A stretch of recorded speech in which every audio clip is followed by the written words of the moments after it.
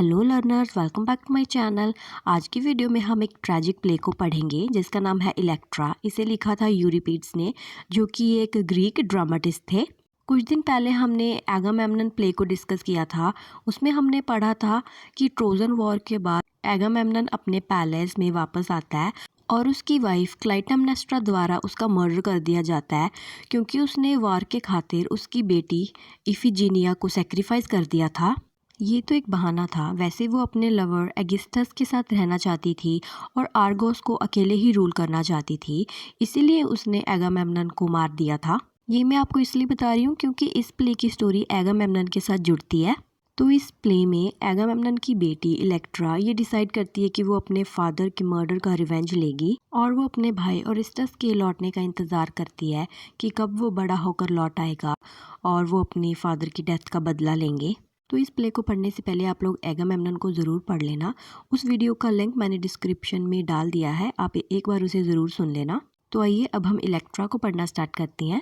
तो यहाँ पे सबसे पहले बताया गया है ओरिस्टस एंड इलेक्ट्रा के बारे में। ये दोनों एगामेम्नन एंड क्लाइटेमनेस्ट्रा के बच्चे हैं। एगामेम्नन के मर्डर के बाद ओरिस्टस को तो एक ओल्ड मैन यहाँ से कहीं दूर ले जाता है, क्योंकि वो एक बच्चा होता है और क्लाइटेमनेस्ट्रा उसके साथ कुछ गलत ना कर दे। वो ओल्ड मैन उसे किंग फोकिस के पास दे आता है, जो कि उसे पाल पोस कर बड़ा कर देता है। किंग फोकिस का एक बेटा भी होता है प्लेड्स, और ओरिस्टस दोनों अच्छे दोस्त बन जाती हैं और दोनों साथ ही बड़े हुए हैं। और अगर दूसरी ओर बात करें इलेक्ट्रा की, तो उसे रॉयल हाउस से निकाल दिया जाता है।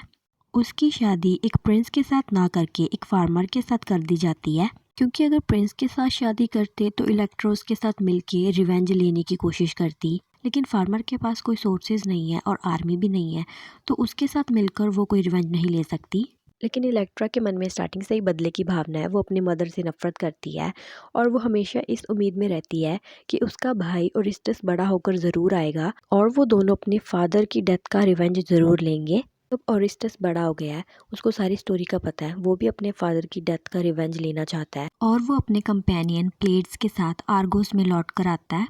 पहले वो इलेक्ट्रा के घर में ही आता है। वो उसे कहता है कि हम ओरिस्टस के मैसेंजर हैं। वो अपनी रियल आइडेंटिटी उसको नहीं बताता।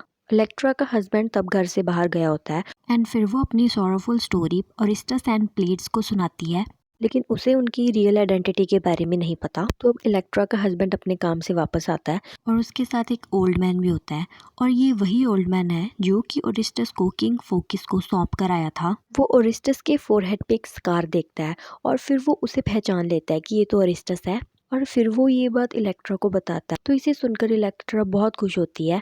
उसे लगता है कि अब वो अपनी मंजिल के बहुत करीब हैं। वो अपने फादर की डेथ का रिवेंज लेने वाले हैं एंड वो दोनों क्लाइटेमनेस्ट्रा एंड एगिस्टस को मारने का प्लान भी बनाते हैं। अब वो ओल्ड मैन क्वीन क्लाइटेमनेस्ट्रा को इलेक्ट्रा के घर में लेके आता है। उसे ये फेक न्यूज़ देता है कि इलेक्ट्रा की बेबी होने वाला है। और दूसरी तरफ ओरिस्टस एंड प्लेड्स एगिस्टस को मिलने के लिए चले जाते हैं। एगिस्टस गॉड को खुश करने के लिए एक सेक्रीफाइस कर रहा होता है एंड वो दोनों इस सेक्रीफाइस को अटेंड करने के लिए इनवाइट किए जाते हैं। सेक्रीफाइस परफॉर्म करने के बाद ओरिस्टस को मौका मिल जाता है एगिस्टस को स्टैब करने का, और वो अपनी तलवार से उस पर हमला कर देता है और उसे मार डालता है। और फिर वो सभी लोगों को अपनी रियल आइडेंटिटी बताता है कि वो ओरिस्टस है, किंग एगामेम्नन का बेटा। फिर वो एगिस्टस की डेड बॉडी के साथ इलेक्ट्रा के घर में वापस जाता है। तो जब वो वहाँ पे जा रहा होता है, उसके माइंड में कई थॉट्स आते हैं कि उसे क्लाइटेमनेस्ट्रा को नहीं मारना चाहिए क्योंकि वो उसकी माँ है। लेकिन इलेक्ट्रा उसे इंस्टिगेट करती है कि उसने हमारे फादर को मारा है, तो हमें उसको मारकर ये बदला लेना है। तो अब क्लाइटेमनेस्ट्रा उन सब में फंस के रह जाती है। वो अकेली है और वो रिक्वेस्ट करती है कि वो सब उसे छोड़ दे, उसे ना मारे। लेकिन उसकी इतनी प्लीज के बाद भी ओरिस्टस उसे मार ही देता है। उसे मारा चाहे ओरिस्टस ने होता है, पर इलेक्ट्रा भी इसके लिए इक्वली रिस्पॉन्सिबल होती है। अपनी मदर को मारने के बाद अब वो दोनों गिल्ट से भर जाती हैं। फिर क्लाइटेमनेस्ट्रा के दो ब्रदर्स आते हैं, जो कि ओरिस्टस एंड इलेक्ट्रा को एश्योर करते हैं कि तुमने कुछ गलत नहीं किया, तुमने तो बस उसे उसकी गलती की सज़ा दी है, उसे पनिश की है। लेकिन फिर भी अपनी मदर को मारना एक शेमफुल एक्ट है। तो गॉड उन्हें कहते हैं कि इसके लिए तुम दोनों को अटॉन करना होगा, मीन्स पश्चाताप करना होगा। तो एंड में यही डिसाइड किया जाता है कि इलेक्ट्रा प्लेड्स के साथ शादी करेगी और यहाँ से चली जाएगी एंड ओरिस्टस को भी आर्गोस छोड़ के हमेशा के लिए यहाँ से जाना होगा। तो ऐसे इस प्ले की स्टोरी यहीं पर ख़त्म हो जाती है। इलेक्ट्रा एक और प्ले है जिसको कि सोफोक्लोस ने लिखा है। उसमें इलेक्ट्रा की स्टोरी थोड़ी अलग है, लेकिन उसमें भी रिवेंज लिया जाता है। आने वाली वीडियोज़ में हम उस प्ले को भी डिस्कस करेंगे। Till then take care and see you in the next video.